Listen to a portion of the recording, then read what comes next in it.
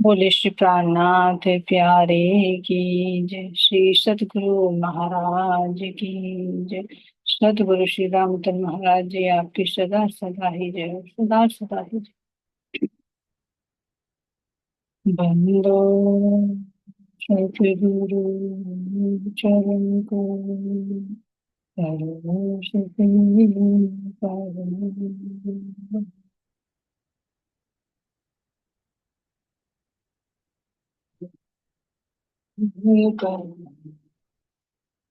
श्री देव चंद्र जी नाम, श्री प्राणीनाथ निज मूल पति, श्री मेरा सुना तेज पुर श्यामा, मैं पल पल करूँ प्रणाम, पिया जी को पल पल करो प्रणाम। श्री प्राणीनाथ तुम सत्य हो, तुमसे चलत जाओ, मैं धीम करूँ बांधे की लाज, वादे की लाज। बोले श्री प्राणनाथ प्यारे की जय, धाम के धूम की जय, कृष्ण कन्हैया लाल की जय। सतगुरु श्री रामचंद्र महाराज जी आपकी सदा सदा ही जय। रानादार प्यारे सुंदर शाह जी, आप सबके धाम नित्य में विराजमान प्राण प्रियतम प्राण वल्लभ बख्शातीत के नूरी चरणों का मेरा कोटि कोटि प्रेम, कोटि।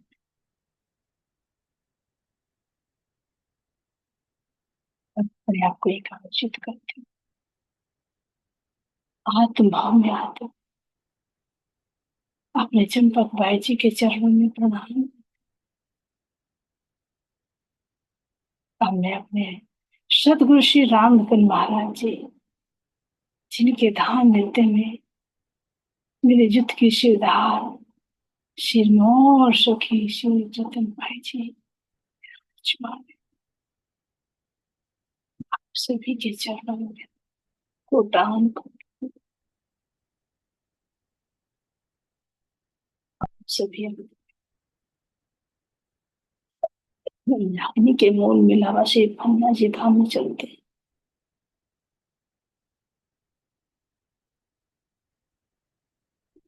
इस दिव्य धरा को प्रणाम करते हुए,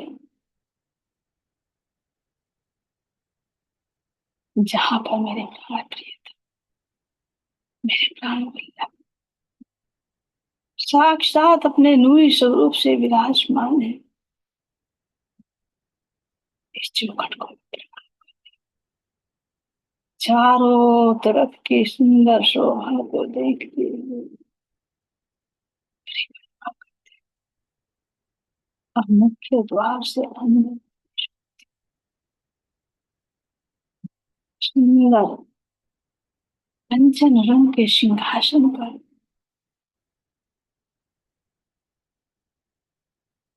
स्वर्णमय आभा लिए हुए मेरे धाम यानी कैसे वांग में स्वरूप से विराज।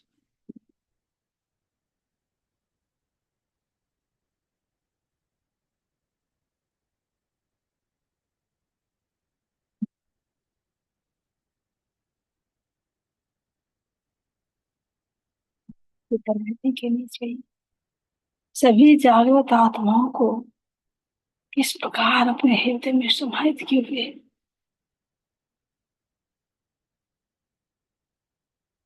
ऐसे धाम धनी, ऐसे प्राण प्रियतम, ऐसे मेरे धाम की सुंदर अंगनाओं के चरणों में मेरा कोटान कोट प्रणाम। सब किस प्रकार से आनंद में मस्त होकर जागने रास का आनंद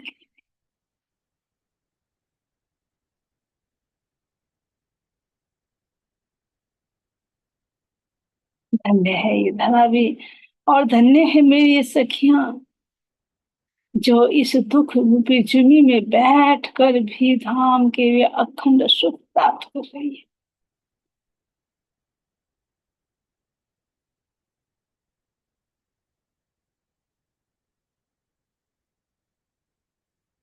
जो कभी किसी ने कानों से भी नहीं सुनी, जो प्रतिबिंब रास लीला जो सुसुप्ति में खेली गई, उसके लिए भी यहाँ के त्रिदेव भी कैसे लालायित है। और ये तो साक्षात जागने की लीला है, जाग कर रस का आनंद ले रहे।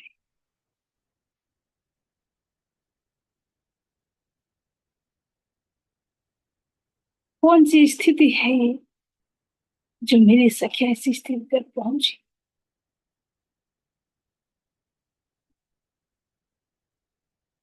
क्या तन से जाकर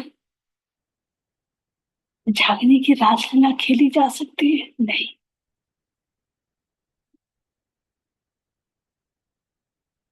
ये रूह की जर्नी है, ये देह से ऊपर उठकर, जीव भाव से ऊपर उठकर आत्म भाव में आकर ही, जागृत होकर ही ये रस प्राप्त किया जा सकता है। तभी तो इस स्थान का नाम मेरे धाम धनी ने रखा है श्री पद्मावती पुरी। कौन सी पुरी है?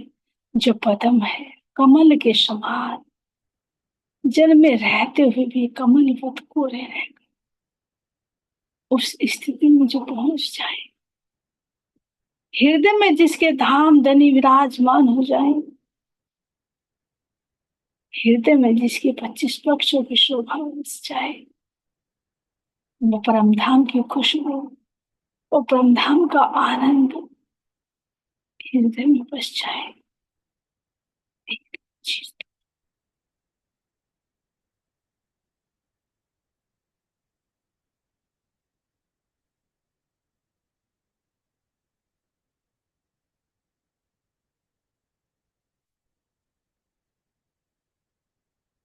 संसार रूपी कीचड़ में रहते हुए भी इससे निर्लेप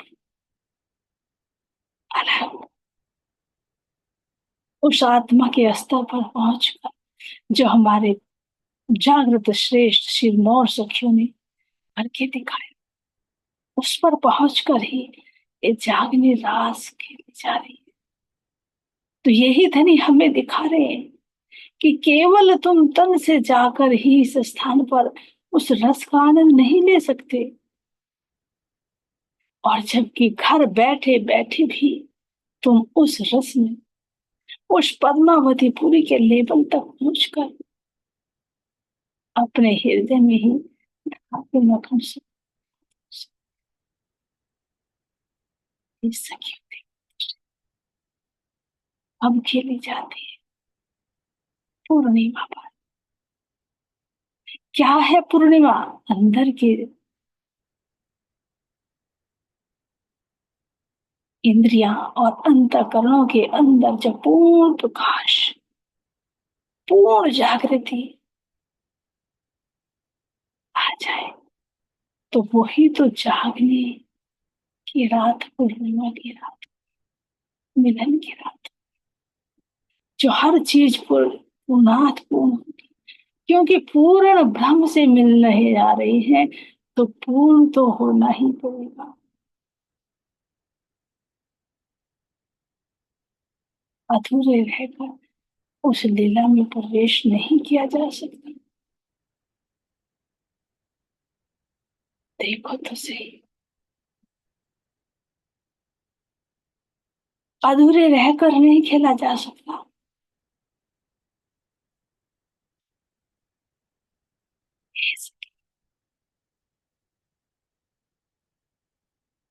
अनुभव करो इसको।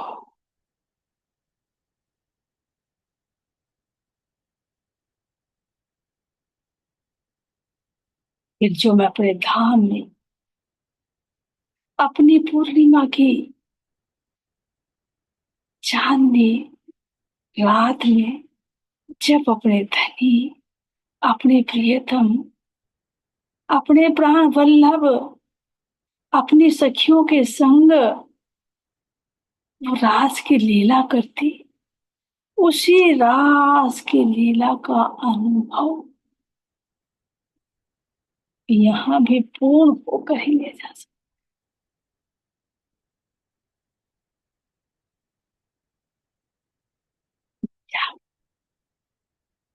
ये जागने का जो मूल है, ये मेरे परम धाम की चांदनी का ही प्रकाश है।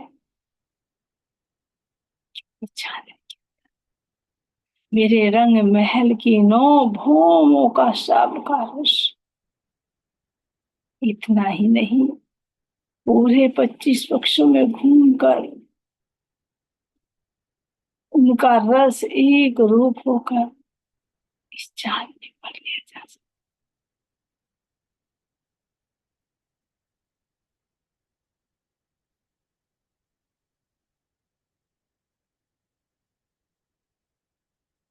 इस रस का अनुभव कीजिए।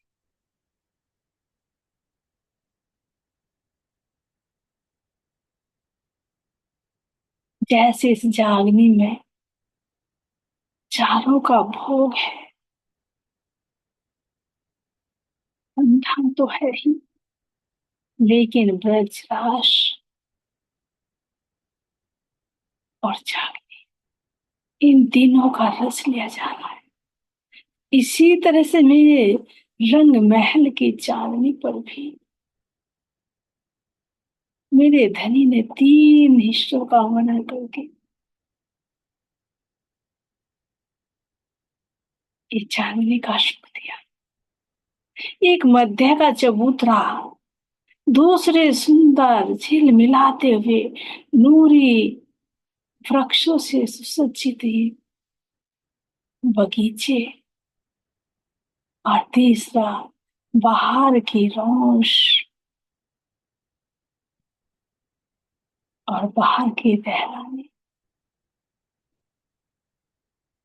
इन सब का आनंद।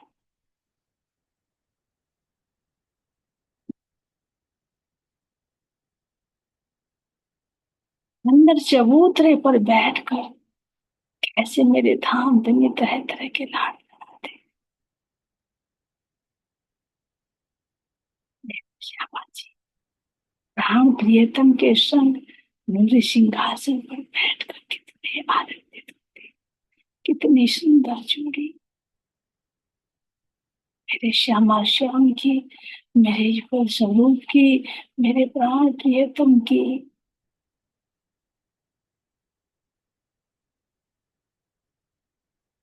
नूरी अंग अंग से छिटकता हुआ नूरी प्रकाश, जिस चंद्रमा की शीतल।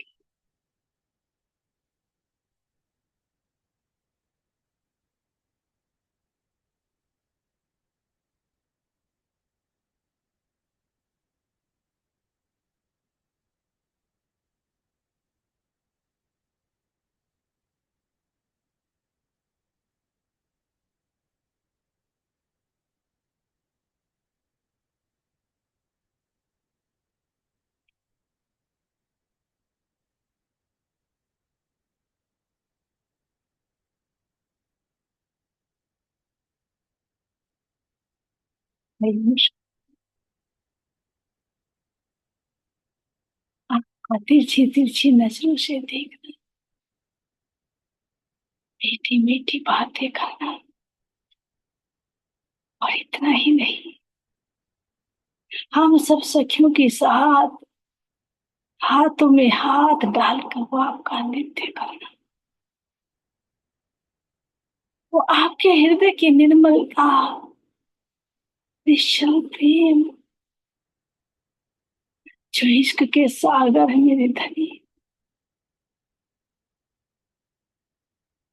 आपके कितने सुंदर सुंदर। अंदर दिल तो सुंदर है ही है, लेकिन बाहर से भी आपके अंग, आपके मन, आपके सब कुछ कितने निर्मल, कितने प्यार।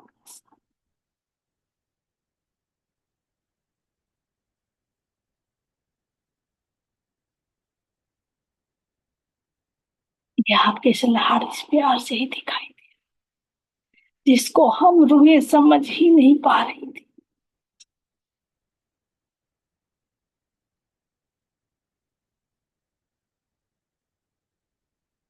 इस सखी के दिल में जो भाव, उस भाव को मेरे धनी कैसे परिपूर्ण करते थे। एक एक रूह के संग, एक एक नूरी स्वरूप से से नृत्य करते, लय से लय मिलाकर गायन करते, उसे हाथों में हाथ, पैरों से पैरों का मिलन करते, से प्रेम आनंद में नित्य की लीला मेरे धनी करते, जिसका पालन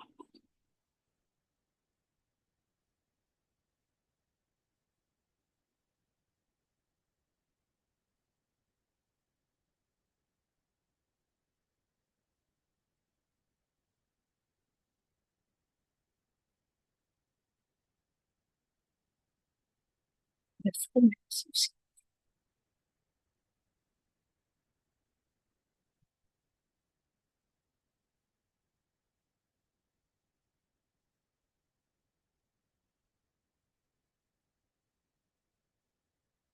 इतना ही नहीं, यहाँ पर आए हुए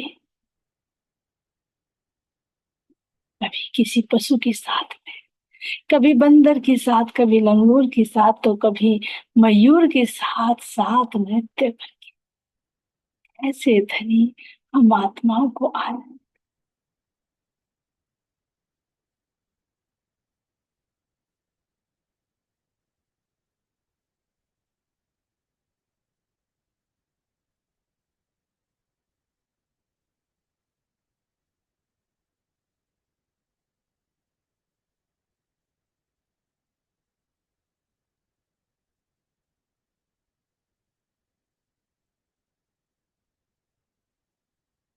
चबूतरे की सुंदर शोभा को देखिए, इस पर बिछी हुई कालीन, चारों तरफ लगा हुआ सुंदर कठड़ा, और हे सखियों, जरा इन चह बच्चों की सुंदर शोभा को तो देखो, रंग बिरंगी ये जल की बूंदे, क्या शोभा बढ़नी जाए, कोई शब्द हो, यहाँ कोई ऐसी वस्तु हो तो उसकी उपमा दी भी जा सकती है, लेकिन ये तो मेरे धाम की शोभा है।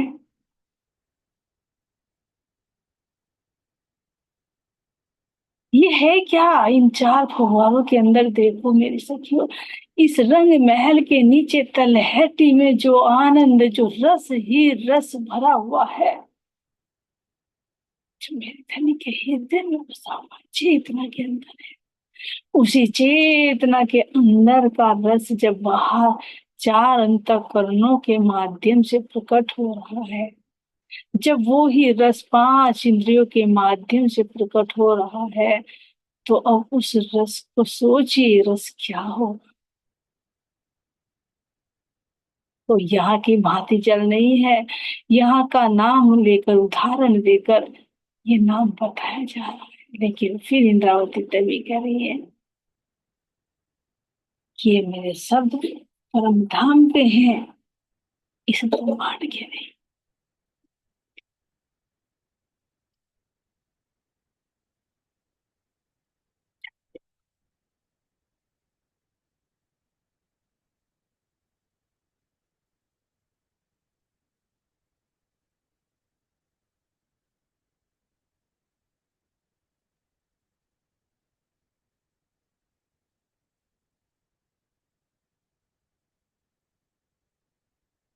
एक एक बूंद अपने अंदर पूरा परम धाम समाये हुए है,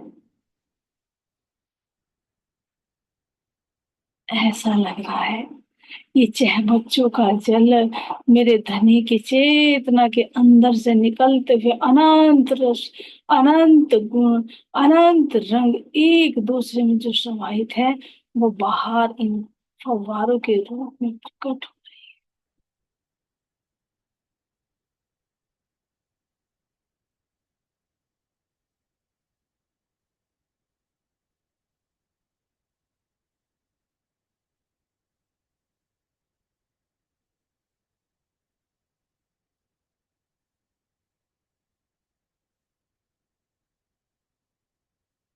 नीचे है बच्चों के चारों तरफ आई हुई परिक्रमा की रोश किस तरह से सुंदर शोभायमान, मानो फूलों से ही पूरी कालीन बिछी हुई है, जिसके दोनों तरफ सुंदर जल में आता हुआ कठेरा।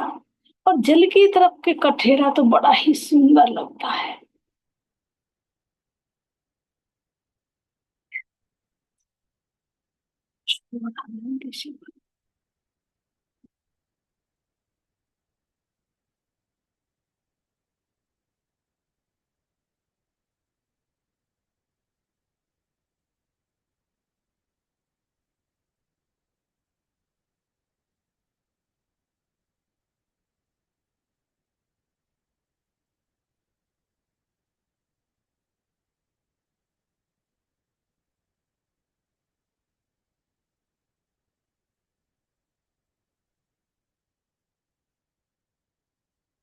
इस चबूतरे की सुंदर शोभा को देखकर जरा देखो तो सही, सब सखियां टोली टोली बनाकर कैसे प्राण प्रियतम को लेकर चारों दिशाओं से आई हुई सीढ़ियों से उतरकर इन बगीचों में आती।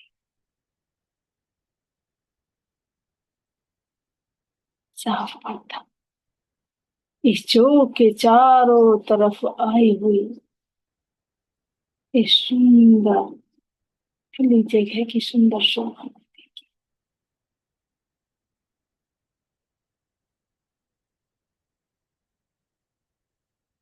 इससे चारों तरफ आई हुई सुंदर महल,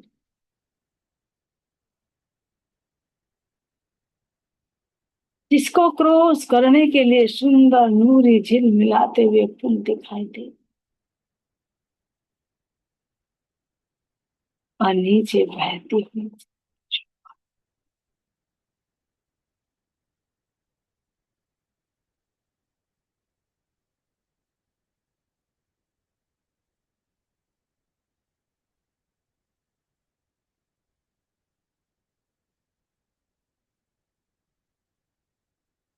इन सुंदर पुलों की शोभा को देखिए, जिसके दोनों तरफ सुंदर कठेरे और नीचे बहता हुआ सुंदर अति निर्मल जल, और इस जल के अंदर से आते हुए खुशबू,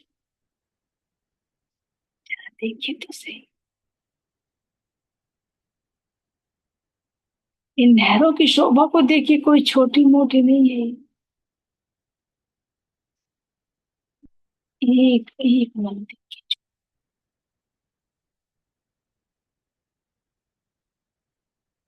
क्योंकि ये नीचे आए हुए त्रिपोलियों के ऊपर बनी हुई है। एक मंदिर की चोटी कितनी विशाल बनती है।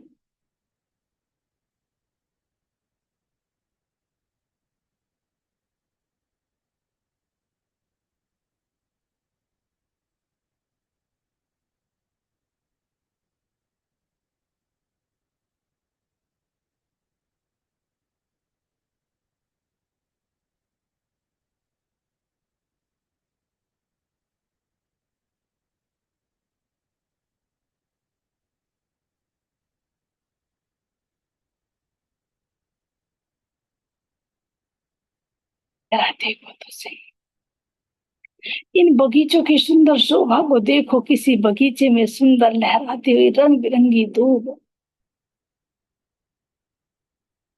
किसी में सुंदर चमचमाते हुए फूलों के वृक्ष,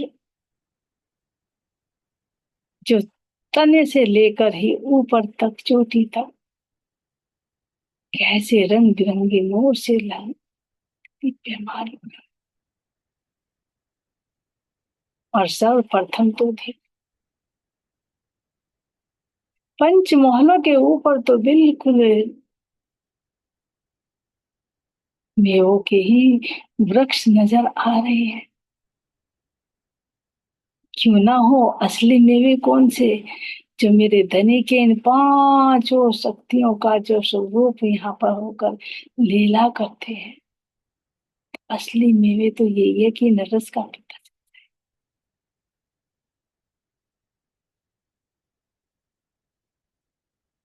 जिन मेवों के अंदर पानी की एक बूंद भी नहीं होती।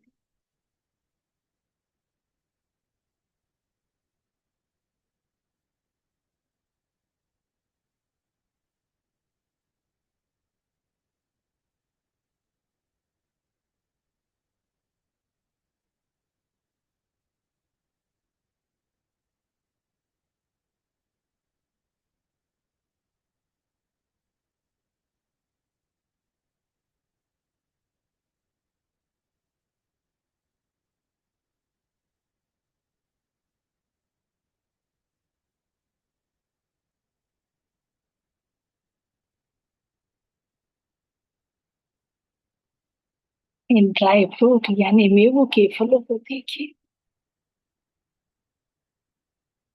जो यहाँ के पशु पक्षी कैसे दौड़ दौड़ कर धनी के लिए चबूतरे पर लेकर जाते हैं। सब अपनी सेवा में लगे हुए, इतनी चतुराई से, इतनी समझदारी से, और बीच बीच में करते हुए बातें, जिन्हें देख देख कर प्यार बढ़ता है, करार आता है।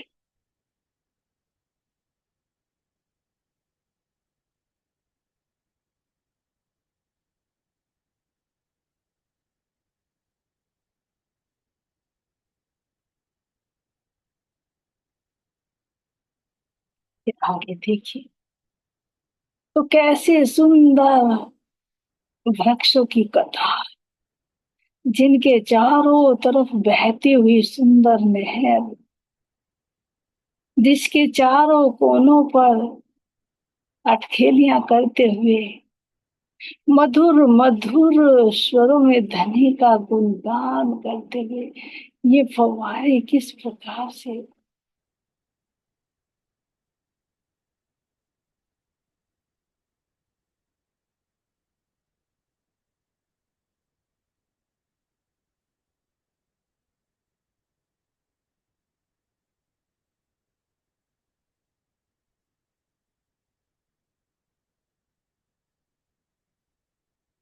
उस छवि को देखिए।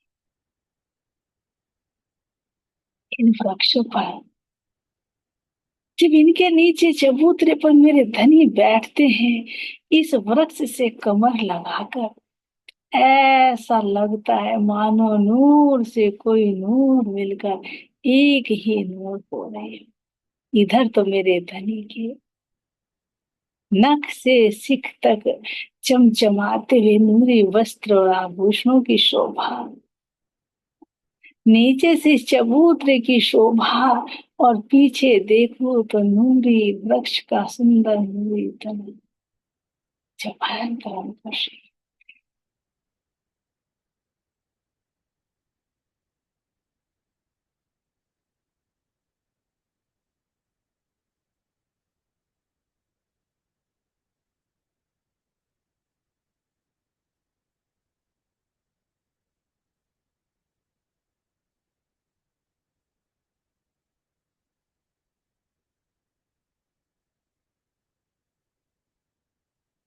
धनी के साथ बैठी हुई मेरी श्यामा जी की शोभा कितनी शब्दातीत है, जो शब्दों में बयां किया ही नहीं जा सकता।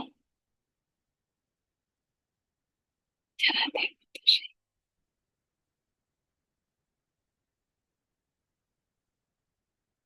जब जुत की जुत सखियां आती इन पुलों से उतर कर, तो मेरे धाम धनी और आनंद देने के लिए, और मस्ती करने के लिए यहाँ से उठकर नहर की, इस नदी की पाल पाल पर दौड़ते हुए, बीच बीच में पड़ते हुए फुव्वारे, और इनको देख देख कर दाएं बाएं मुस्कुराते हुए इन वृक्ष तालियां दे दे कर हंसते गाते, ये पशु पक्षी, कितनी सुंदर यहाँ की शोभा। पूरे ब्रह्म धाम का रस, पूरे ब्रह्म धाम का आनंद, चाहे फूल बाग हो, चाहे पश्चिम की चौगान हो, चाहे सात वनों की लीला हो, और चाहे कुंज निकुंज की लीला हो, इन वनों में की जा सकती है। चाहे लहराता हो मेरा दूध दलीचा हो, चाहे बड़ो वन मधुवन की यहाँ लीला हो, और चाहे भोज कोसर का नृत्य हो, चाहे मानिक पहाड़ की आकाशी हो, क्योंकि ये खुद आकाशी है।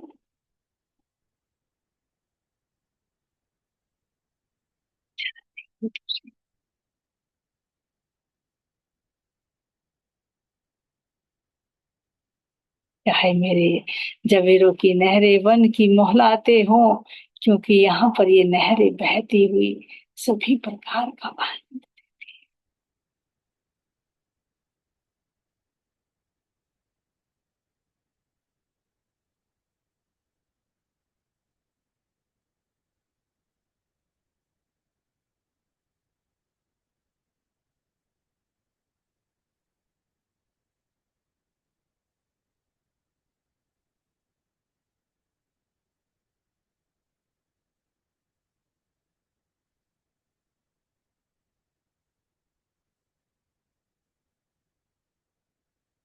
सुंदर तो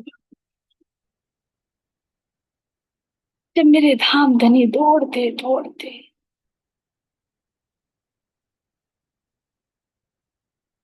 इस परिक्रमा की रोस पर आते हैं, तो चारों तरफ का कितना सुंदर नजारा। एक तरफ झिलमिलाते हुए वृक्ष, ये चौक, ये चह बच्चों से उठते फुवारे, और दूसरी तरफ सुंदर दहला, जिनमें सुंदर नूरी थंब और मेहराब ही मेहराब, जिनमें पांच पांच द्वार नजर आ रहे। इनमें जब मेरे धनी कभी स्तंभ से पकड़कर, कभी स्तंभ को पकड़कर, और कभी बाहर बालकनी में आकर बाहर की लीला का नजारा देखते, और हम सब सखिया श्यामा जी के संग में कैसे, जैसे यहाँ नौवीं भूमिका की लीला, वही इन दहलानों में लीला होती है। जो त्रिपोलियों में लीला होती है, वही लीला का आनंद हम यहाँ ले सकते हैं। नृत्य की लीला हो, भूलबनी की लीला हो, चाहे आरोगने की लीला हो, और इतना ही नहीं, यहाँ पर चांदनी में शयन की लीला का भी आनंद, सुखपालों में बैठकर उनकी भी सैर की जाती है। चाहे तो इन वृक्षों में झूला भी झूल सकते हैं, क्योंकि मेमो के बड़े बड़े वृक्ष होते हैं, इनमें पड़े हुए झूले।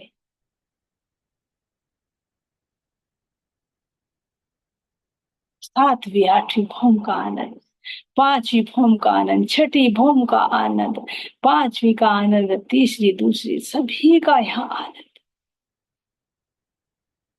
बाहर बालकनी में देखे तो पूरे परम धाम का आनंद। मेरे धाम धनी कैसे अपनी कोमल कोमल प्यारी नूर भरी अंगुली से इशारा करके दसों दिशाओं का वो नजारा दिखाते हैं।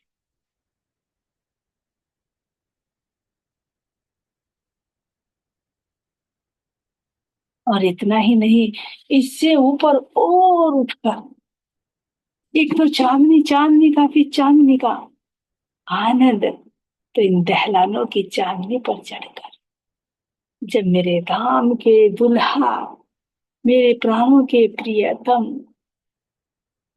हम सब अंगनाओं को लेकर इस पर चढ़ते हैं, तो एक तरफ सुंदर दुहरिया कांगरिया, और इन बड़े बड़े गुर्जों की शोभा को देखो, इन पर लहराती हुई ध्वजा, जब अति सुगंधित शीतल शीतल हवा के झरोकों से बहती हुई, तो खन खन खन खन की आवाज, जो इन ध्वजाओं की किनारियों पर घुंघरियां लगी हुई है,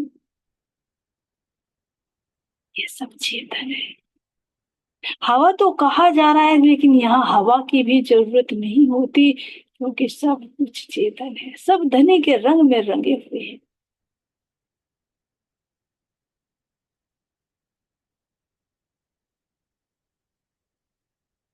मिलाते हुए सुंदर एक एक मंदिर के ऊपर दो दो दूरियां गुम्मटियां। इन गुम्मटियों की शोभा को देखते देखते ही बस दिल करता है इनको देखूं। या 201 जो बुर्ज आए इनके बड़े बड़े बुर्जों की शोभा को देखूं। या इनके दोनों तरफ आई हुई कांगड़ी की शोभा को देखूं। इन बड़े बुर्जों की शोभा को देखिए, अंदर की तरफ भी तो बाहर की तरफ भी दिखाई देता है। और मध्य में 25-25 हाथ की आई हुई ये सुंदर गुमटियां। इन गुमटियों में बैठकर हम कितना आनंद लेते हैं धनी के समय। सही पूछे ऐसे गलित गात कि एक तरफ धनी की मीठी मीठी बातें, उनसे निकलती मेरी भीनी खुशबू। जब ठंडे ठंडे शीतल शीतल हवा चलती है और मैं अपने धनी के दोहरी में बैठ कर उनको देखती हूँ, तो उनके घुंघराले केस जब गालों पर आते हैं तो कितने आनंदित कर देते हैं।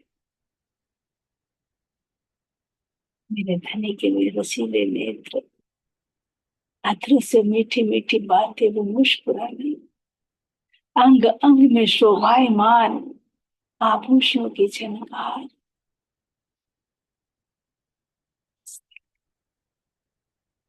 धनी बैठे रहे और ये एक ही नहीं, सारी सखियां इसी आनंद में ओत प्रोत हो रही। और धनी की बस यही बैठ कर वो रो थे, यही बैठ मेरे पास तुझे देखता हूँ। बैठ मेरे पास तुझे देखते रहूं। हाँ तू कुछ कहे और ना मैं कुछ कहूँ। ना तू कुछ कहे और ना मैं कुछ कहूँ। आ बैठ मेरे पास तुझे देखती रहूं। आ बैठ मेरे पास तुझे देखती रहूं। देखती रहूं रे, निरखती रहूं। देखती रहूं रे, निरखती रहूं। अब बैठ मेरे पास तुझे देखती रहूं। आ बैठ मेरे पास मुझे देखती रहूं।